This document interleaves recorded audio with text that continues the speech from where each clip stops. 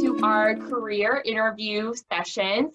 Today we have Brittany Felter from Commerce Bank, and she's going to tell you more about her career, her path, and just overall day-to-day things that she does in her job. So Brittany, take it away.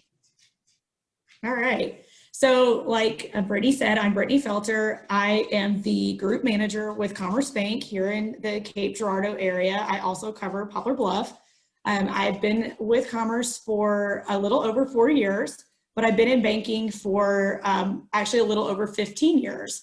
So I started as a teller and worked my way up, was a personal banker, a manager, and then now I am the equivalent of a district or area manager.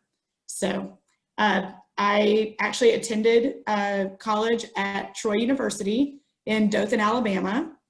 And so I have a bachelor's degree in finance, and I have my MBA with an emphasis on management. So with the finance degree, a lot of people think that that fits into banking, but really it doesn't quite tie into what I do anymore. So it's kind of interesting, the path I've taken. Hey, I totally get that. I think we're hearing more and more of that right now, and I think it really helps paint a picture for our students about, you know, our paths aren't that narrow. They could be kind of windy. So, so what made you choose financing as your bachelor's option when, you know, attending Troy University?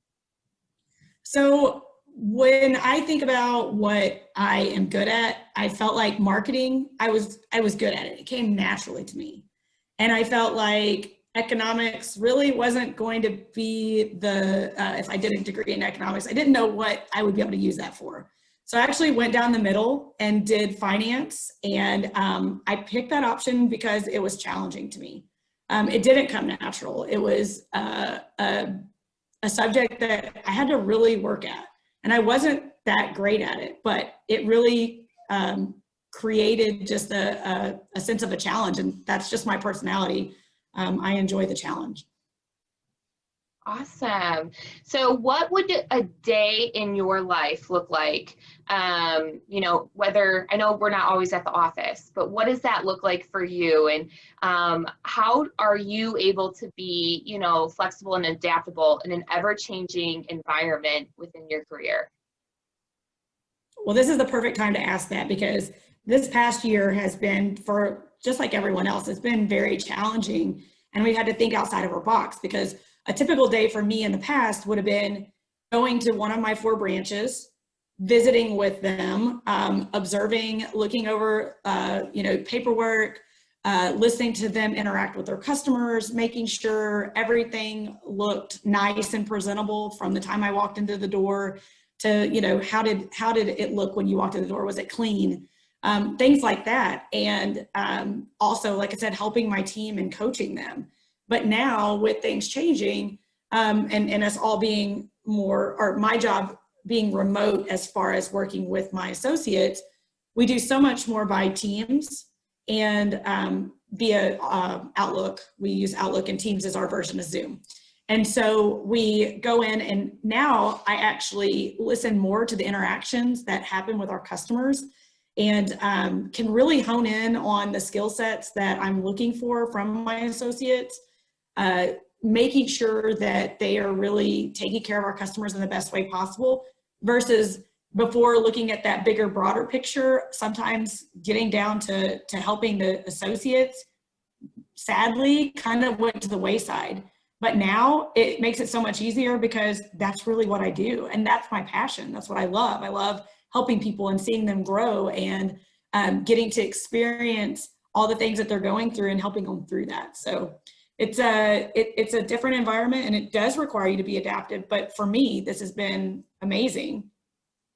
I know, right? It's like just our world around us pushed us to think differently, especially in the workplace. And I know our students have been pushed differently these last few months, and it's going to almost be a year too. So I really appreciate you touching on that. And so what does the future look like with someone like yourself in your position, and what are some goals that you might have to, you know, strive for next? Absolutely. So I will tell you again, the pandemic has been a great thing for me, and I think anybody in Southeast Missouri or anywhere that's in a more remote area, because we have started embracing the technology and we have started looking at how we can interact with people who aren't in the same geographic location as us, which is amazing, because that opens the door for me and my future, where in the past I would have thought, what will my next step be? How will I do this without moving from Southeast Missouri? Well, now many more doors are open, because so many people are thinking, wow, I can get an employee, a great employee that is outside of my geographic location, and I can actually get them to get the same production out of them. They've seen it work for this last 12 months. And so the sky's the limit. Now, specifically for me, I'm actually using the remote technology to reach out to different lines of business within the bank, because just like any other business, we have all different facets of our business. So oftentimes people most likely think of the branch as the face of the bank, and it is, but we're a business. So we still have all those back office positions and different areas that we might get into. Where I work with consumers, we also have businesses that we work with. And right now I'm really exploring that option for me to see what my next step will be. Awesome. Thank you for sharing. Now, I know you talked about your passions and the goals for the future, but what can be the most difficult portion of your job? Or like, what was the most difficult part of going into college as a finance major? Because we do know that a lot of students choose finance, business administration, accounting as a potential degree path. Well, I think kind of what you said is that sometimes we get it in our mind that we're going in for a certain degree, and then we think, well, what kind of job am I going to do?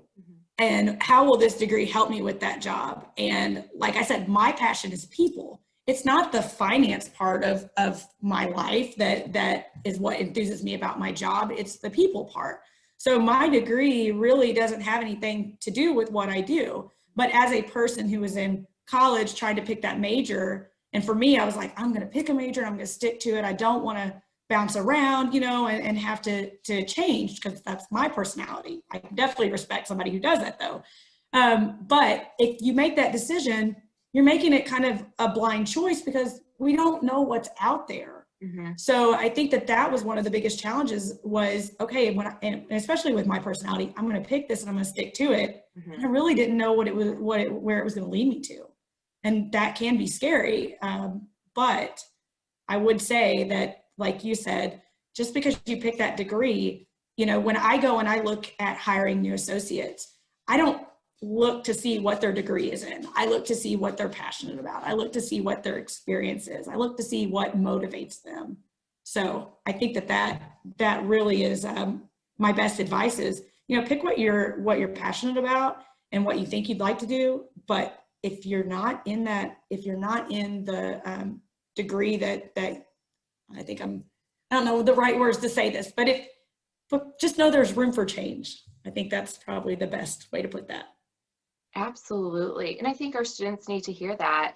All the conversations we've had, some people have jumped around over the course of their career, and you don't have to just stay stuck or on that straight and narrow path. So going to kind of a Commerce Bank side, what are some positions that are not just, at your branch and at Commerce Bank, but just kind of in banking in general, if students are interested in entering that sector for a future employment opportunity?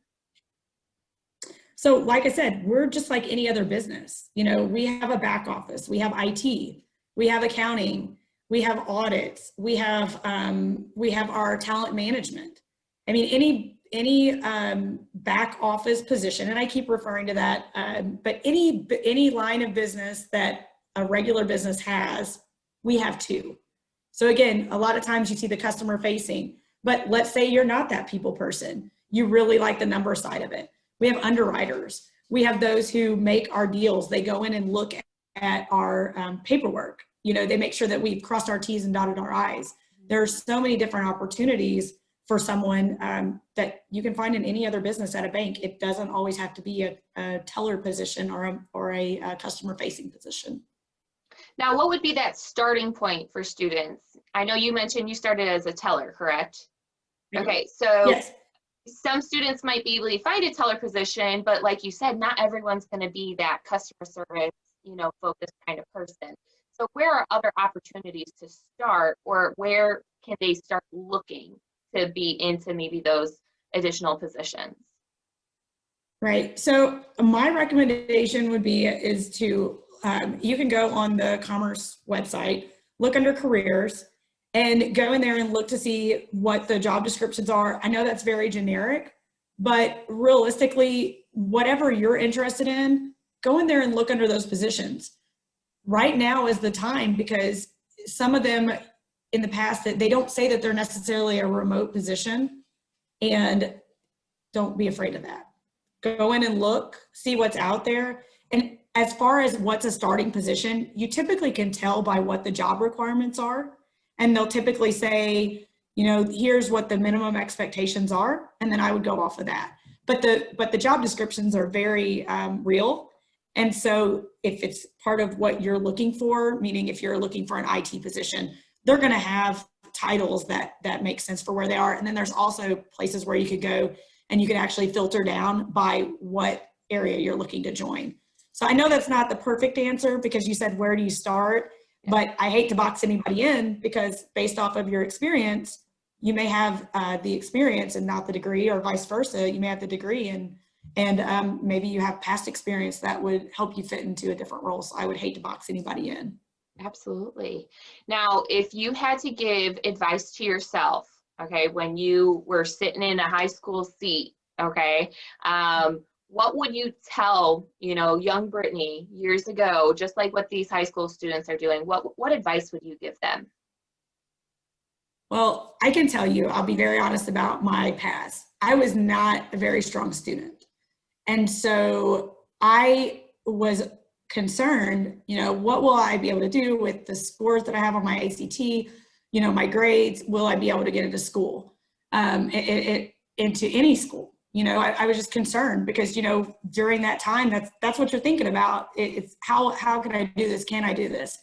And my advice to myself is just to continue to pursue what it is you want, and you will find a way when you set your mind to something. And, if you continue to have that drive, you'll make the success. And, I guess I graduated with my master's in 2011. I graduated from high school in 2001. So 10 years later, I had a master's degree. And so I'd also tell myself to not doubt myself, because there's so much potential and it just takes time. You have to give yourself time to develop, and to, give yourself a little grace also.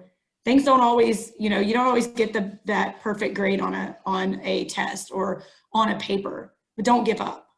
Just keep going. Absolutely. And what is your master's degree in? So I have a master's in business administration with a emphasis on management. Oh, awesome. Perfect. Well, I really hope our students benefited from just touching base with you about what you do, and just, your career path, and how the sky is the limit with certain businesses and organizations, not just in our community, but the entire nation. So I think that's really awesome, and how you really emphasize, everyone's journey is different, but you also don't want to box in. And also those key things about looking at a website, any employment opportunities, and see what they're requiring, whether if it's just a bachelor's degree or a master's degree, or just no training at all. I think that's really important information. So thank you so much, Brittany. We really appreciate your insight. Absolutely. Thank you for having me.